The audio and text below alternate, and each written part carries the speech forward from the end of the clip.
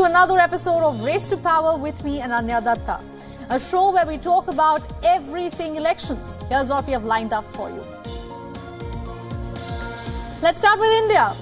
A key state has flipped just 2 months before the national elections. Nitish Kumar has left the India alliance, and with it has gone its stability and unity. We will tell you what's next for the bloc. And next up, Pakistan is set to hold elections in exactly 10 days. With the polls so close, members of the Pakistan Tehreek-e-Insaf party are rallying across the country. They're demanding to be heard. But the question is anyone listening?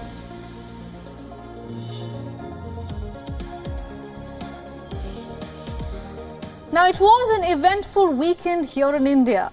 We were busy tracking this man's move.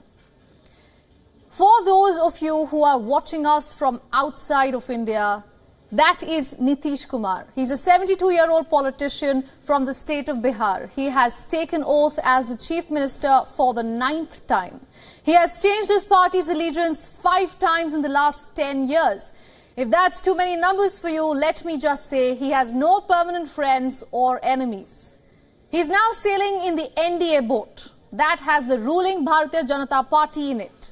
There is no doubt this is a boost for the BJP ahead of the upcoming national elections. The BJP is either ruling or part of the government in 17 Indian states and union territories. With Bihar's political flip, the tally has now risen to 18.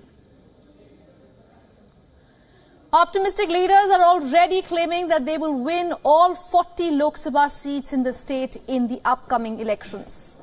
But this puts the opposition India alliance in a tough spot. You see, Nitish Kumar and his Janata Dal United Party was at the forefront of forming the India alliance. At one point, Nitish Kumar even said that the BJP is threatened by how united the alliance is. His thoughts, of course, have changed now, as Nitish Kumar took oath as Bihar's chief minister, claiming that he was hurt in the alliance and not everything was all right within the parties. Responding to his alliance-hopping accusations, he assured that there is no question of leaving the N.D.I.A fold now and he is not going anywhere else.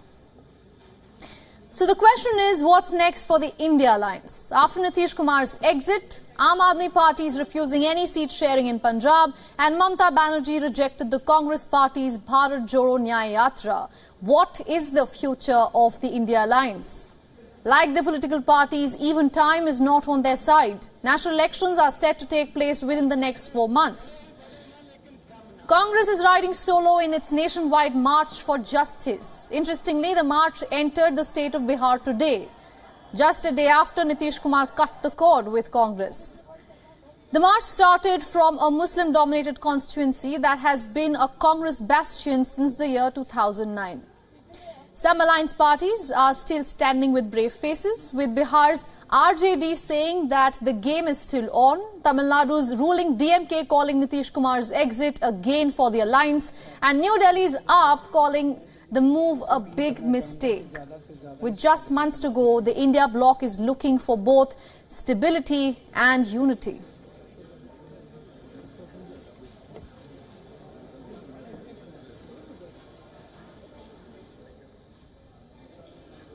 Rajya Sabha, the Indian upper house of parliament, will have elections to 56 seats on February 27th. The Rajya Sabha is a permanent house of the Indian parliament and elects 1/3 of its members every 2 years. This year, the elections will be spread over 15 states. The Rajya Sabha elections are being held for the state seats of 56 members whose terms are ending on April 2nd and 3rd this year. 10 of the retiring members are from the state of Uttar Pradesh, 6 each from Maharashtra and Bihar, 5 each from Bengal and Madhya Pradesh. 4 each are from Karnataka and Gujarat, while 3 members each are retiring from Andhra Pradesh, Telangana, Odisha and Rajasthan. Chhattisgarh, Haryana, Himachal Pradesh and Uttarakhand will each witness the retirement of 1 member. Of the 6 retiring members from the state of Bihar, 2 are from the RJD, 2 from the JDU, while 1 member each is retiring from the BJP and the Congress. Each of these parties will be keen to retain their seats in the upcoming elections. Now, the election could also reflect part of the gains that Bihar Chief Minister Nitish Kumar's JDU will reap with his stunning U-turn in crossing over to the BJP last week. As per election officials, winning a Rajya Sabha seat in Bihar needs the support of 35 MLAs. Before switching sides, the JDU would have been hard-pressed to retain its 2 seats, given that its alliance with the RJD and the Congress totaled just 159 seats. And the 3 parties between them need to retain 5 Rajya Sabha members. Now, with the BJP, the JDU is in an alliance that has a total of 127 members, with both the BJP and JDU looking to retain just 3 members between them. It gives the JDU a better chance of retaining its 2 members. The last date of filing the nominations for the Rajya Sabha elections is February 15th, while the votes will be counted on February 27th. Each Rajya Sabha member has about a 6-year terms. Members of the Rajya Sabha are elected indirectly by the elected members of the state legislative assemblies through a system of proportional representation.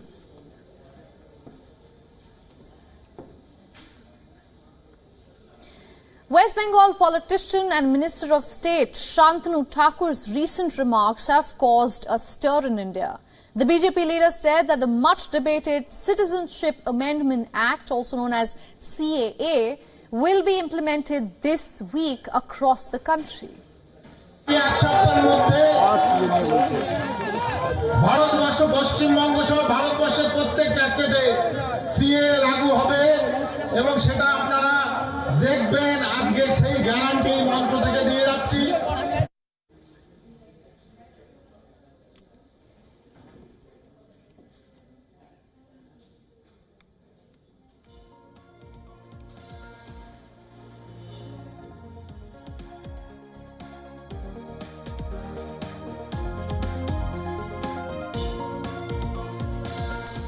Thakur made the comments while addressing a rally at West Bengal South 24 Parganas. Now, State Chief Minister and Trinamool leader Mamata Banerjee has accused Thakur and the BJP of milking CAA as a poll issue. Rajbanshi বন্ধুরা আপনারা তো ইতিমধ্যেই নাগরিক নতুন করে কে একা করে চিৎকার করছে এটা ফ্যা ভোটের রাজনীতি করবার জন্য আপনারা সবাই নাগরিক আপনাদের সবাইকে নাগরিক হিসেবে আমরা স্বীকৃতি দিয়েছি সমস্ত উদ্বাস্তু কলোনিকে স্থায়ী ঠিকানা দিয়ে দিয়েছি সে রেশন পায় সে স্কুলে যায় সে স্কলারশিপ পায় সে কিষাণ বন্ধু পায় সে শিক্ষাশ্রী পায় সে ঐক্যশ্রী পায় সে লক্ষ্মীর ভাণ্ডার পায় তো নাগরিক না হলে থোড়াই পেত। The remarks and the row that followed resumed significance ahead of the Lok Sabha polls. West Bengal's Matua community has been calling for the act in last few years. Thakur, who himself belongs to the community, was elected in 2019 on the promise of implementing the CAA. The Matua community, that makes a significant chunk of West Bengal's scheduled caste population, has been migrating to West Bengal since 1950s after facing alleged persecution in Bangladesh. Thakur claims that some people of the community have been deprived of voting rights and CAA will grant them these rights. The act was brought in by the N.D.A government back in 2019. It aims to grant citizenship to persecuted non-Muslim migrants from neighboring countries who entered India before the year 2015. The act that received presidential assent has seen large-scale protests in the country, delaying its implementation for 4 years now. But the ruling BJP government maintains it cannot be stopped.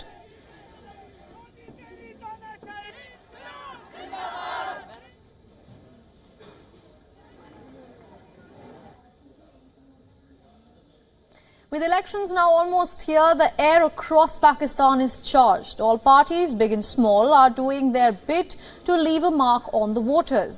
And among them is the biggest newsmaker, the Pakistan Tehreek-e-Insaf party. The political party, founded by former Prime Minister Imran Khan has been in the news for all the wrong and right reasons. Today is no exception. On Sunday, over 24 PTI workers were arrested for taking part in a political rally called by party supremo Imran Khan. The party leaders had urged supporters to rally across the country despite police withdrawing and declining permission for the gatherings.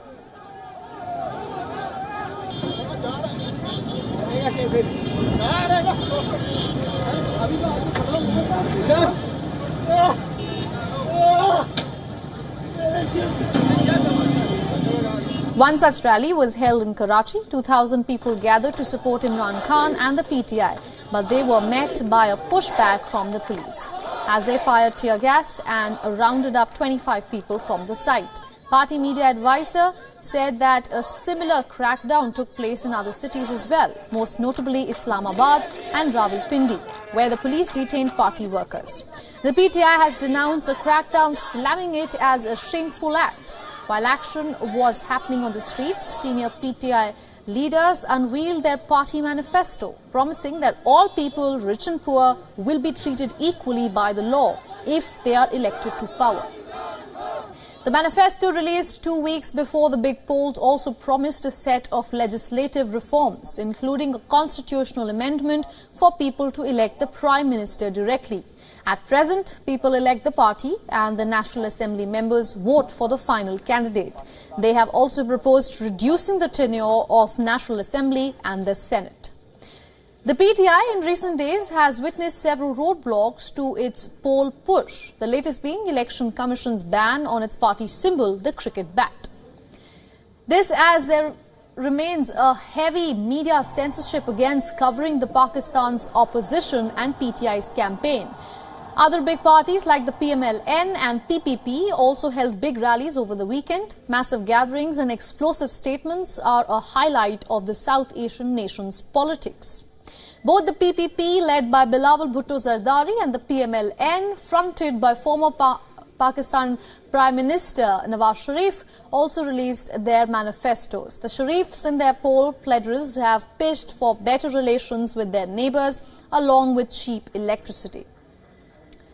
While Bhutto Zardari's party focused more on education and welfare,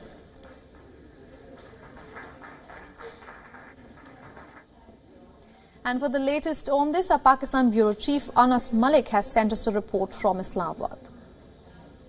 Crackdown on Imran Khan-led Pakistan Tehreek-e-Insaf continues as the party says that the level playing field has not been provided to them ahead of the 8th of February elections. With just less than 10 days for the elections as Pakistan goes to poll, a number of Khan supporters were detained upon his call to get out on the streets and protest for their right. That being said, the party's symbol has been snatched as well. With that, the cipher case trial continues, and there are reports in a section of the Pakistani media that Khan's fate of conviction in the cipher case would be decided before the 8th of February. Anas Malik in Islamabad, Pakistan for WION The World is One.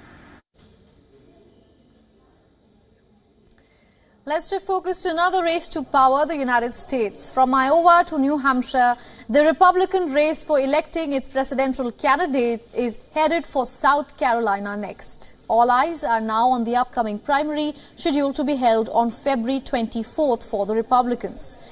The weekend saw Trump in a comfortable lead after winning at the New Hampshire primary. But for Haley, the stakes in this round are especially high, as South Carolina is the Republican leader's home ground. However, with less than a month left in the primary, a recent poll spells bad news for Trump's competitor.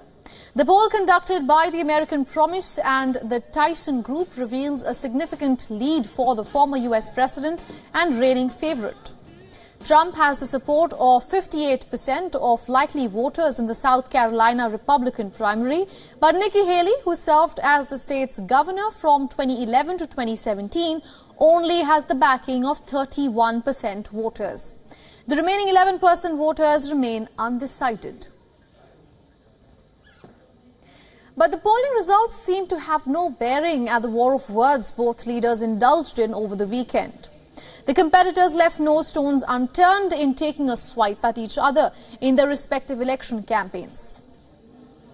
We're beating everybody. We're beating her by a lot, but we're beating Biden. She can't beat Biden. The polls are showing, the most recent polls, because she doesn't have Republican support. You know what she doesn't have? She doesn't have MAGA. She doesn't have MAGA. There's no MAGA. The radical left Democrats want Nikki Haley because they know she's the easiest person to beat, and she will. She doesn't have Republican support. Trump and his MAGA friends are determined to take away your freedoms, like the freedom to vote. Trump brags about taking away a woman's freedom to choose. And now they're hatching a plan for a national ban, I won't let that happen. Are you with me?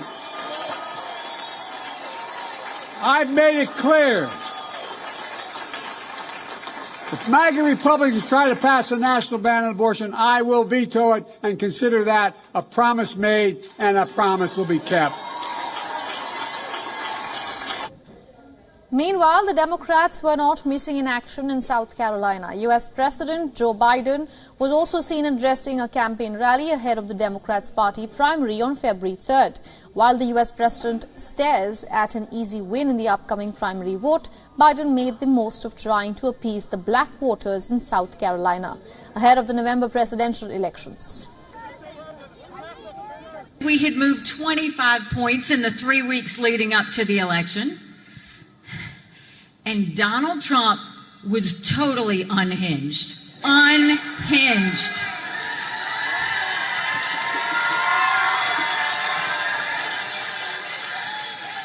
He was a bit sensitive, and I think his feelings were hurt, but he threw a temper tantrum out on stage, seriously, threw a total temper tantrum, and was talking about revenge.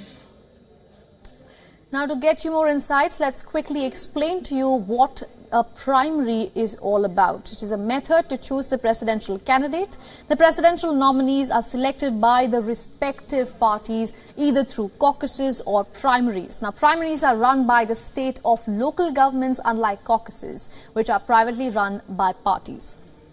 Now, voting in primaries are conducted through secret ballot system as voters head to the polling stations to cast their vote. Some states allow any voter or any affiliation to vote in the primary or any party. Now, this is an open primary, while in some states only voters registered with a given party can vote in that party's primary, and that's a closed primary.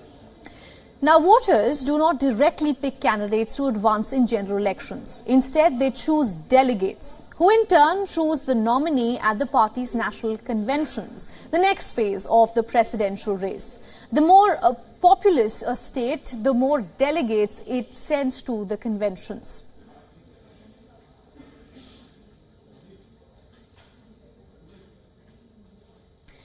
All right, let's shift focus now. For almost 3 weeks now, Germany has been the epicenter of protests against the far-right AfD party. Now, the scenes on Sunday were no different when thousands took to the streets in the city of Hamburg. Cities across the country are gripped by anti-right demonstrations ever since an investigative report revealed that several AfD members discussed the expulsion of immigrants and non-assimilated citizens.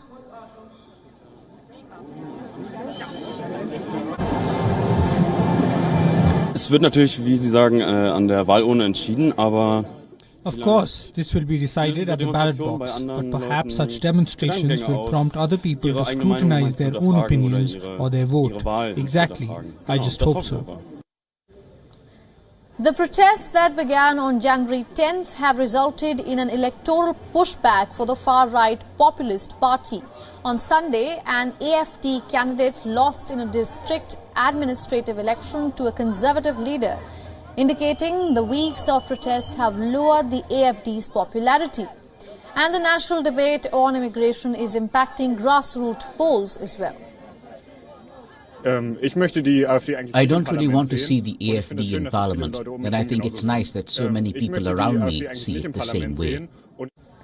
The ongoing demonstrations bring back focus on two things. One, a rising sentiment against the popularity of the right in Germany, and second, the burning issue of immigration that remains a point of contention across Europe. What remains to be seen is how far the anti-right sentiment in Germany will carry forward ahead of state elections in September this year and also parliamentary elections in the year 2025.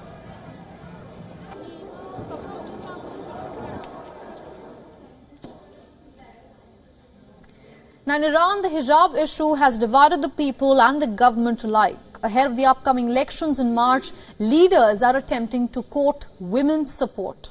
In the lead-up to the polls, Supreme Leader Ali Khamenei has said that not adhering to religious obligations in maintaining one's appearance does not necessarily reflect a lack of belief in the regime.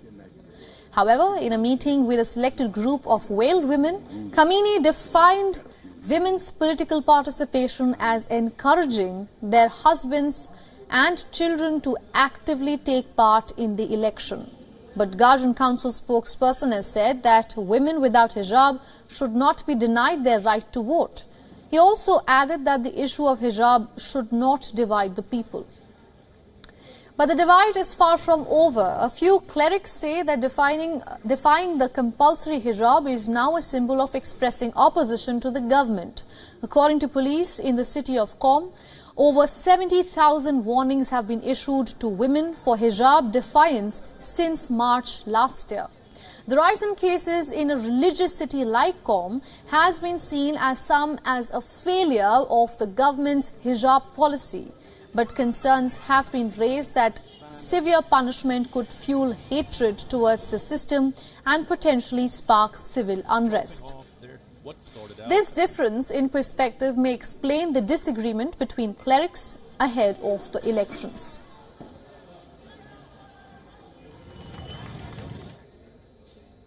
Let's now take a look at some other election stories making headlines across the globe.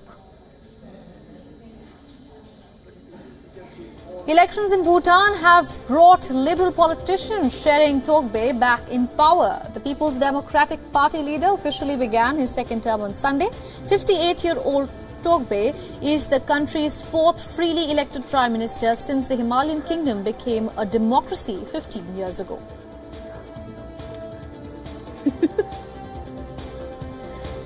Venezuela's opposition candidate Corina Machado has announced an alliance with political parties and civil society organizations that will back her campaign against current President Nicolas Maduro. Machado has also called for an election date to be announced, despite being barred from holding public office. The opposition leader has appealed the decision in Supreme Court but awaits a decision on her political fate. Ahead of the May 8th elections in North Macedonia, the country's parliament has elected Talat Shoferi to head the caretaker government. Now, he is the first Albanian leader to hold the top government rank, and his key responsibility will be to ensure free and fair elections. He served as the Speaker in Parliament before he was nominated by the ruling government coalition to become the Prime Minister.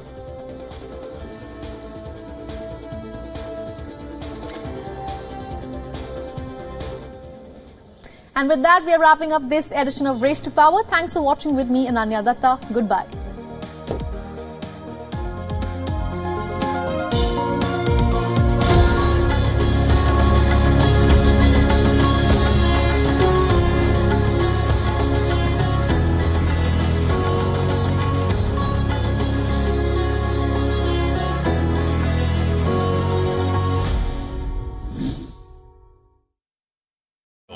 India's Global Voice, the channel that brings you the biggest stories from across the world through India's lens. Now available in more than 190 countries worldwide. Because we believe that the world is one. Watch us in Africa, Europe, USA and Canada, South America, Asia Pacific, Middle East and North